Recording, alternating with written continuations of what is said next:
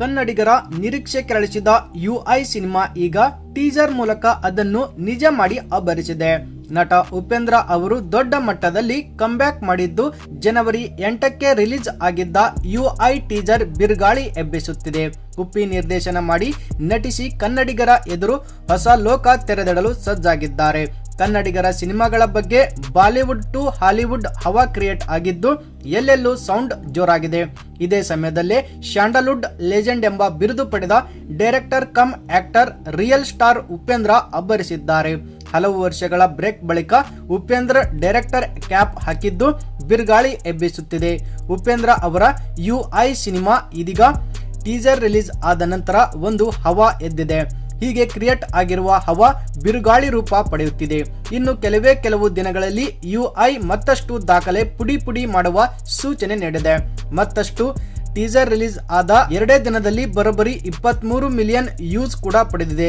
ಹೀಗೆ ಹೊಸ ಗಾಳಿ ಹುಟ್ಟು ಹಾಕಿದೆ ರಿಯಲ್ ಸ್ಟಾರ್ ಸಿನಿಮಾ. ಉಪೇಂದ್ರ ಅವರ ಎಂಟ್ರಿಗೆ ಮೊದಲನೇ ದಿನವೇ ಹವಾ ಎದ್ದಿತ್ತು. ಅದರಲ್ಲೂ ಶೂಟ್ ಮಾಡುವ ಸಮಯದಲ್ಲಿ ಲೀಕ್ ಆಗಿದ್ದ ಒಂದೇ ಒಂದು ಫೋಟೋ ಸಿನಿಮಾ ರಂಗಕ್ಕೆ ಹೊಸ ಸಂಚಲನ ತಂದಿತ್ತು. ಇದೀಗ ಟೀಸರ್ ರಿಲೀಸ್ ಮಾಡಿರುವ ರಿಯಲ್ ಸ್ಟಾರ್ ಮತ್ತು ಸೂಪರ್ ಸ್ಟಾರ್ ಉಪೇಂದ್ರ ಅವರು ಯುಐ ಸಿನಿಮಾ ಬೆಳ್ಳಿ ತೆರೆ ಮೇಲೆ ತರೋದಕ್ಕೂ ಸಕಲ ಸಿದ್ಧತೆ ನಡೆಸಿದ್ದಾರೆ. ಭಾರಿ ಕುತೂಹಲ ಕೆರಳಿಸಿತ್ತು ಉಪೇಂದ್ರ ಅವರ ಯುಐ ಸಿನಿಮಾ.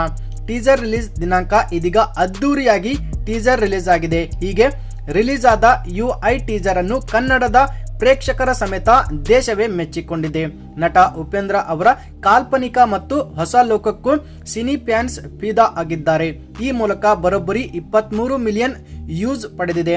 ಉಪೇಂದ್ರ ಅವರ ಸಿನಿಮಾ ಟೀಸರ್ ಅದು ಯೂಟ್ಯೂಬ್ ಒಂದರಲ್ಲಿ ಅನ್ನೋದು ವಿಶೇಷ ಸ್ನೇಹಿತರೆ.